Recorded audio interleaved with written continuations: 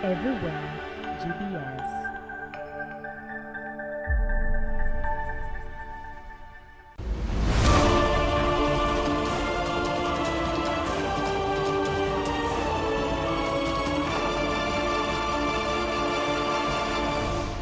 Under fires criticism from the Starlink, and last week, just one day after President Cyril Ramaphosa's White House meeting with President Donald Trump, Malassi published changes to the policy. Many people believe that we went to Washington to discuss Starlink. That is not so. The issue of Starlink never even came up in the discussions that we had in the White House with President Trump. Communications company including Starlink will be allowed to bypass the 30% rule if they instead showed equity equivalent investments in broadband and other digital infrastructure. Well, Starlink, as you know, is a subsidiary of SpaceX, Elon Musk's company, who is developing this low orbit satellites to enhance connectivity, particularly in rural areas and in areas that are not easily accessible by your mobile telephone companies.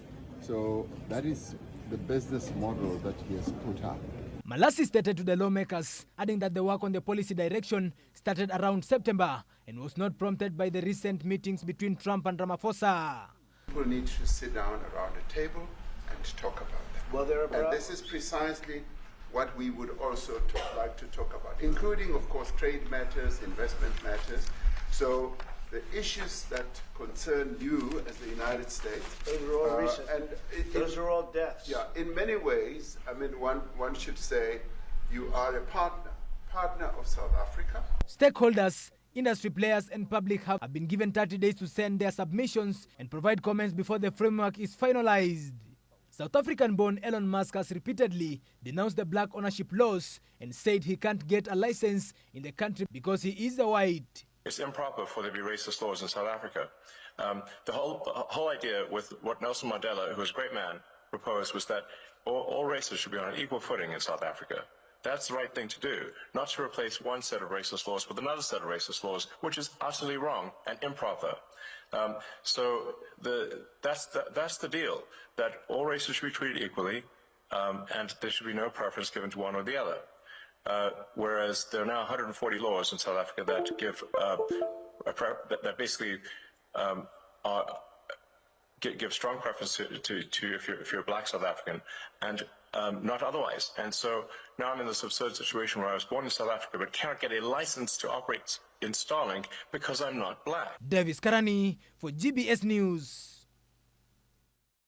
Now we head to West Africa, where Nigeria has dropped a controversial bill that would have made voting mandatory. The proposal, which included fines and possible jail terms for non-voters, sparked outrage from red groups and legal experts who called it undemocratic and unworkable. As the country grapples with record low voter turnout, this decision has reignited debate over how to engage citizens without compromising their freedom. Here's the full story by Elvis Muyodi. Nigeria has scrapped a controversial bill that will have made voting mandatory, following widespread backlash from lawyers, right groups, and the public. What are those things that citizens even enjoy? Is it that you'll be denied security? There is no water anywhere, as to say you'll be denied your basic utilities. What exactly will be denied any man who has refused to vote in Nigeria? I don't think there's anything that can be denied any man that has refused. I don't think it's a right bill to be passed at this moment. Looking at the lot of challenges that we are being faced in this nation, I think the least of our problem is making up a bill to make everybody vote by force. And let's look at it this way. What if the names in the ballot paper, and none of them are my choices there? So are you telling me that I must vote, even though my choice is not there? It is not the problem mandating citizens to vote. There is no problem making it compulsory for citizens to vote. But a situation where citizens have lost confidence in their vote, it becomes a problem. a very serious problem. The bill, which proposed fines or up to 6 months in jail for non-voters, was withdrawn after consultations with a broad range of stakeholders. Supporters of the bill argue that it was a way to revive civic participation, especially after voter turnout dropped to just 27% in the 2023 presidential election, the lowest since Nigeria's return to democracy in 1999. Nigeria has consistently recorded alarming low voter turnout rates in elections. For instance, in the 2023 general election, less than 30% of the registered voters participated. This trend undermines the legitimacy of election, governments, and weakened democratic institutions. Strengthening civic engagements. By making voting a legal obligation, we will instill in the citizens a sense of civic duty and shared responsibility in the governance process. One of those responsibilities, Mr. Speaker, honorable colleagues, is to be involved in our democratic processes. A time where Nigerians are looking to this 10th house to let the playing field be level for inclusion for everybody in every corner of the Federal Republic of Nigeria to come out and exercise their voting rights. Mr. Speaker, there has been some wrongs in the past that has made Nigerians not comfortable with the political system, but I believe that there must be a day that will mark the day of change. They believed mandatory voting could help strengthen democratic engagement, but critics pushed back hard, calling the proposal unconstitutional and oppressive. Rights groups warned that forcing citizens to vote undermines the principle of free and fair elections, while legal experts said enforcement will be practically impossible. In stepping back, Nigeria has chosen to protect democratic choice over compulsory participation. Elvin Muyodi, GBS News. A stellar report from Elvis Muyodi, and that takes us to a very fast break. We'll be back shortly. So today's topic is Rising Stars, young people who create, influence, and inspire. So on an honest note, creating is hard work, and there are people who I see their work and they're constantly pushing themselves. Okay. Like wanajipush, kujipush, like they're putting creativity up top over there.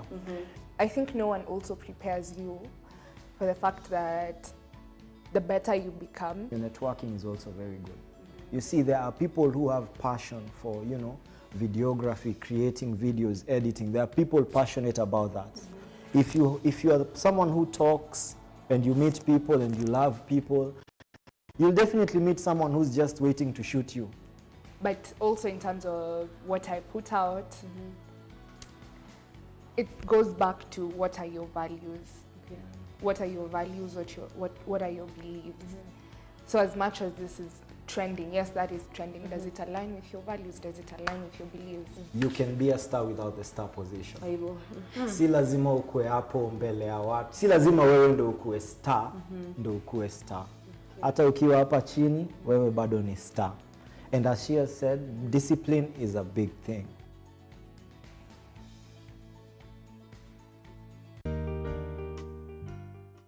A student can transition from other curriculums, such as the Kenyan CBC curriculum, the Pearson Edexcel curriculum, and the IB curriculum, to the Cambridge curriculum.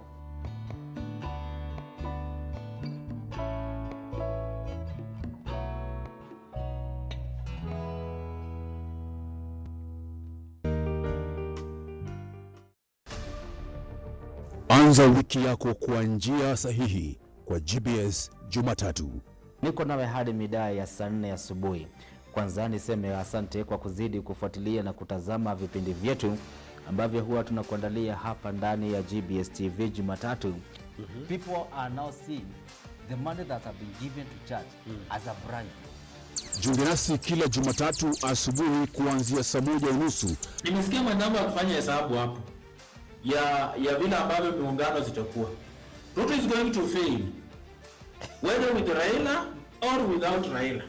Kuna mahali anakosea akisema ati Raila na Ruto wataungana Hakuna kuungana iko hapo, ndugu yangu, aje nikwambie ukweli. Hadithi za kunuga.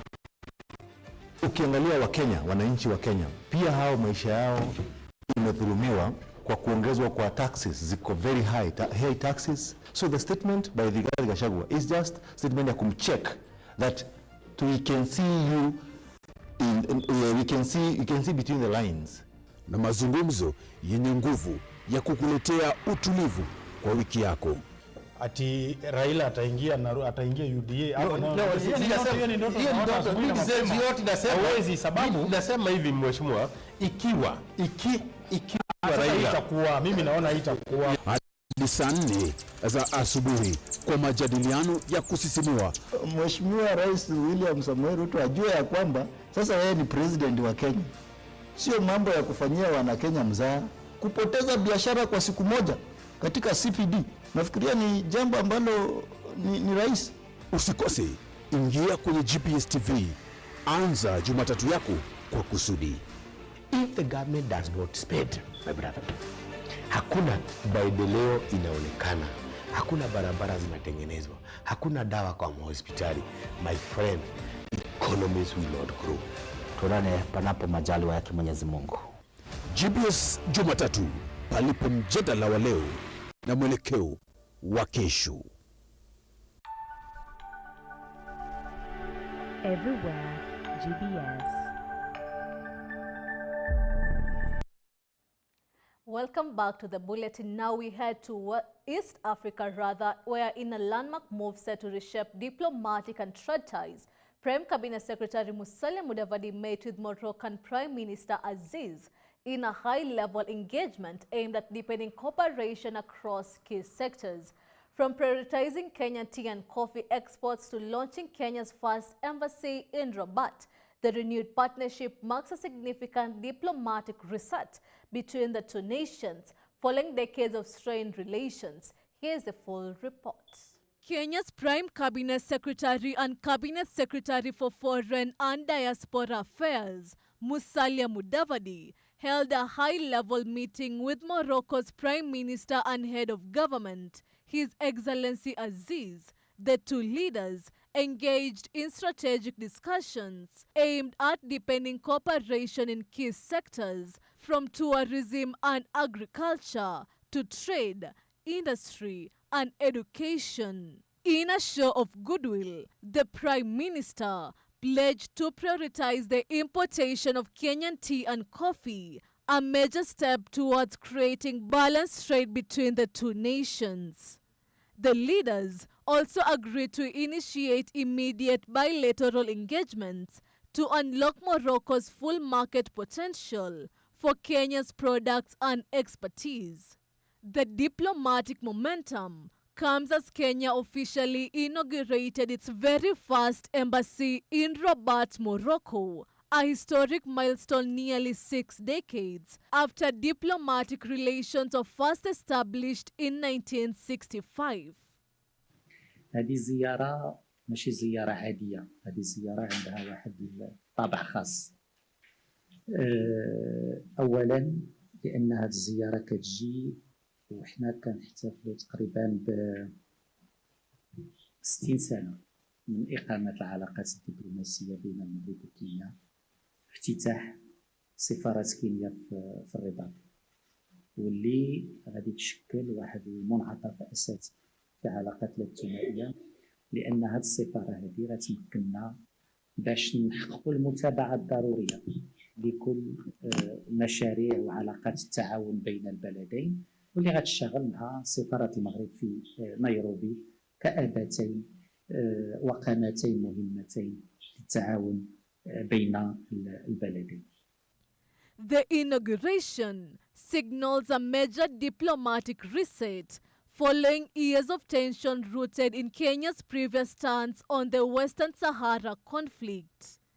In a significant policy shift under President William Ruto's administration, Kenya now endorses Morocco's autonomy plan as the only sustainable solution to the long-standing dispute, paving the way for stronger bilateral relations. This should signal a new level of partnership between Kenya and the Kingdom of Morocco. We shall work together. We have always worked together, and we are here to make sure that we can consolidate our bilateral ties in all fields, all sectors.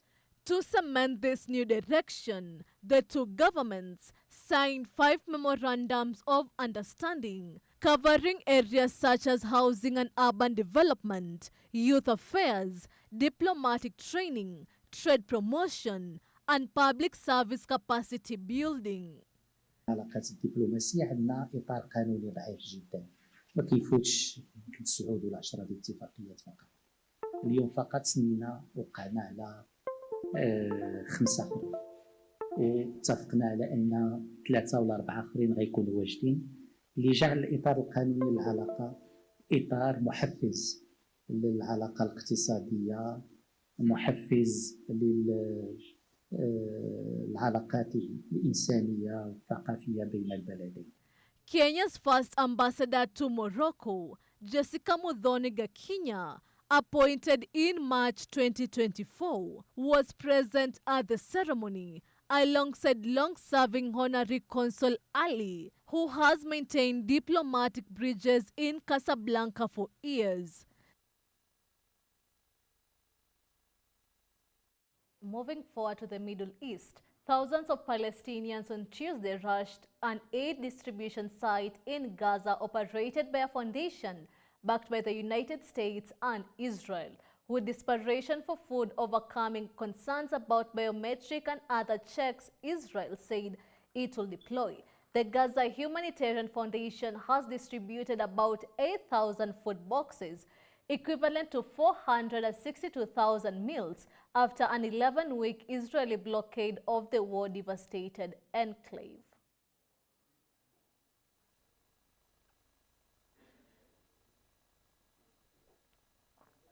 Turning to the situation in Gaza, and I can tell you that we have been watching the video coming out of Gaza around one of the distribution points set up by the Gaza Humanitarian Foundation, and frankly, these images are heartbreaking to say the least.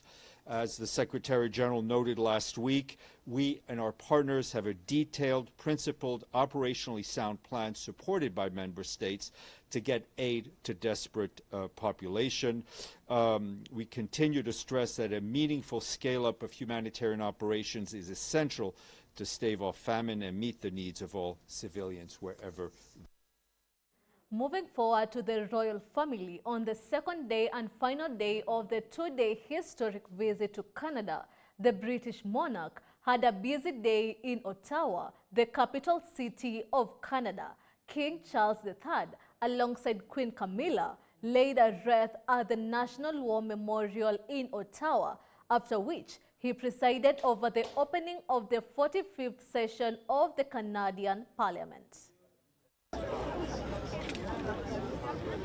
Cheers and ululations rented the air as the British monarch was welcomed with a 21-gun salute, a complete show of royal honors, at the state opening of the Canadian Parliament in Ottawa yesterday.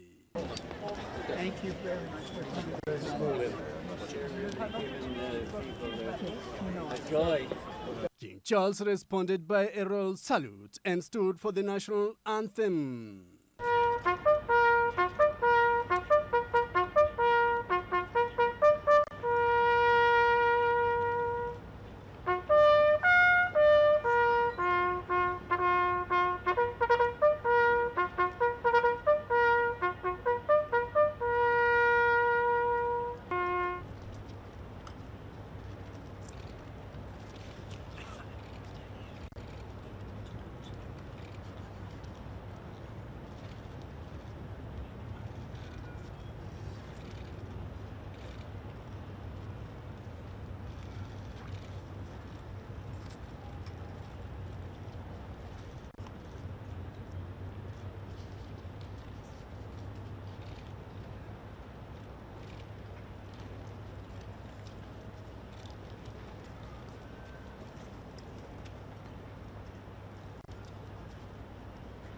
his address to the 45th session of the parliament, he expressed his intimate love for the country, which he described as a free and strong nation. He further acknowledged the worry that comes with a drastically changing world, including a changing relationship between Canada and the United States of America. That my wife and I join you here today as we witness Canadians coming together in a renewed sense of national pride, unity, and hope. I would like to acknowledge that we are gathered on the unceded territory of the Algonquin and Anishinaabe people. This land acknowledgement is a recognition of shared history as a nation, while continuing to deepen my own understanding. It is my great hope that in each of your communities and collectively as a country, a path is found toward truth and reconciliation in both word and deed.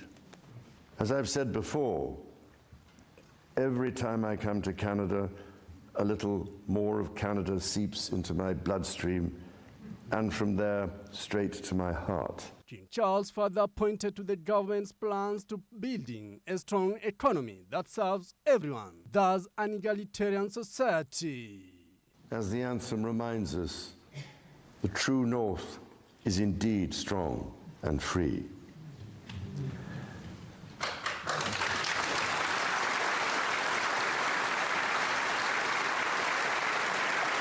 Members of the House of Commons, you will be asked to appropriate the funds to carry out the services and expenditures authorised by Parliament.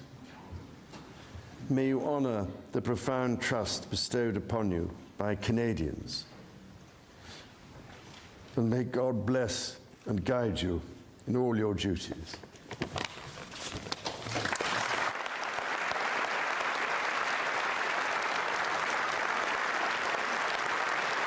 King Charles III of England, alongside Queen Camilla, will be leaving Ottawa, Canada today, back home to England.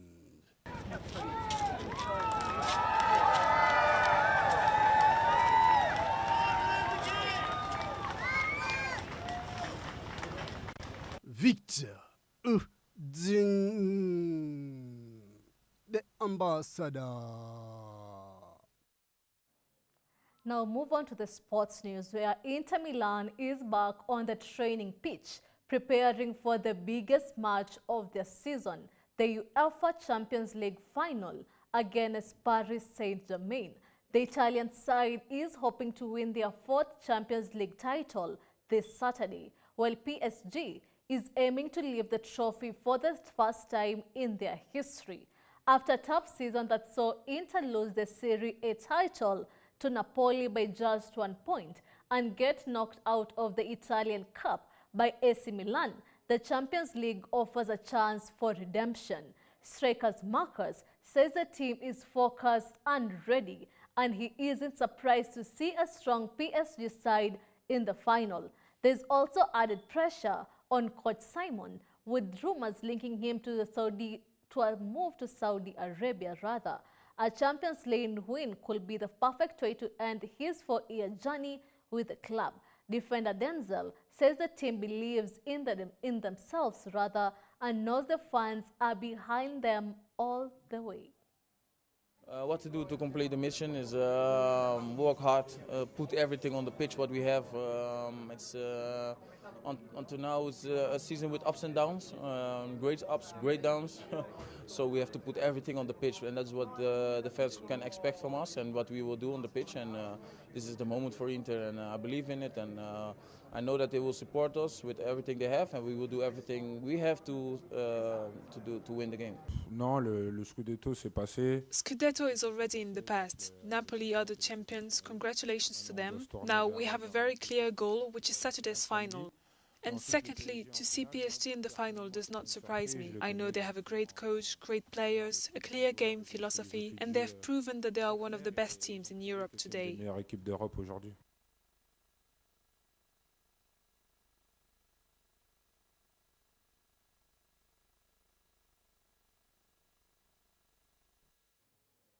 The Trump administration has moved to cut all federal funding to Harvard University, ordering agencies to cancel remaining contracts with the school in what Harvard calls political retaliation. The administration is also targeting international students by halting visa interview scheduling at U.S. embassies, raising alarm across the academic world. These sweeping actions marks an escalation in the administration's broader campaign to reshape higher education policies and assert federal control over elite institutions. We'll bring you this story as it develops through the day. With that, we conclude our bulletin today. Thank you for your time and company. See you next week.